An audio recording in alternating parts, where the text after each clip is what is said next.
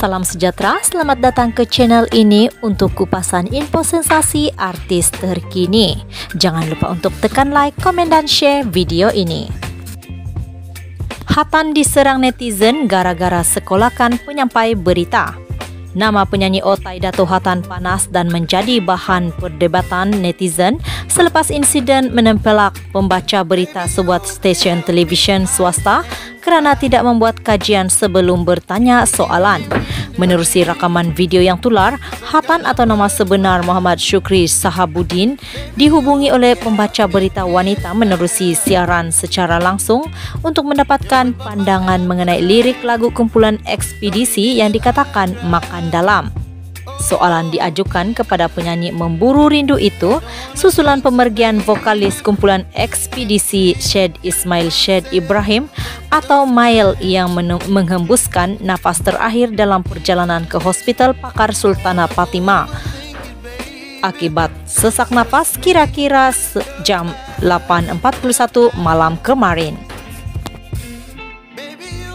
Bagaimanapun keadaan menjadi agak tegang apabila Hatan bertanyakan semula pembaca berita itu mengenai sejarah dan siapa yang menulis lirik lagu kumpulan itu. Dalam nada serius, Hatan mengulangi semula soalan dan menegur pembaca berita yang didakwanya tidak membuat persediaan. Lebih memburukkan keadaan apabila pembaca berita itu menyebut nama komposer lain sebagai penulis lagu kumpulan Ekspedisi. Kecewa dengan situasi itu, Hatan sempat sekolahkan penyampai berita itu sebelum bertindak mematikan talian. Susulan kejadian itu, akaun Instagram Hatan diserang netizen hingga menyebabkan terpaksa menukar akaun media sosialnya itu kepada privasi.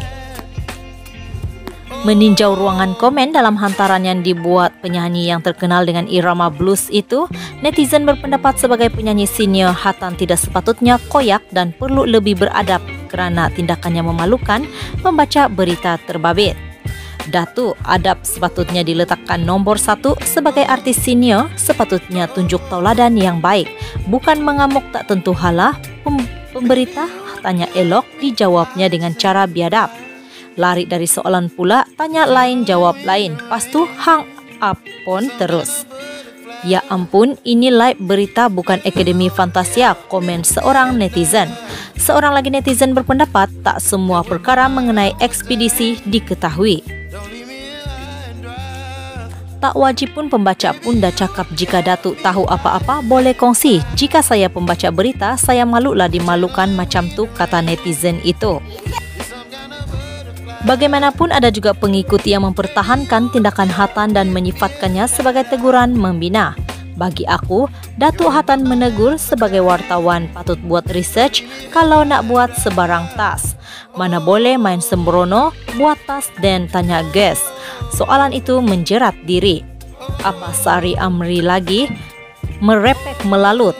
Kena ada study case apa saja tasking tambah live. Betul lah apa Datuk Hatan cakap, nampak kasar teguran tapi bagi kami sangat membina. Good job Datuk, kata seorang netizen yang mempertahankan Hatan.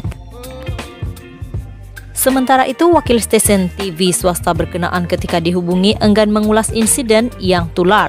Usaha berita harian juga untuk mendapatkan kenyataan Hatan tidak berjaya apabila panggilan dan mesej tidak dijawab.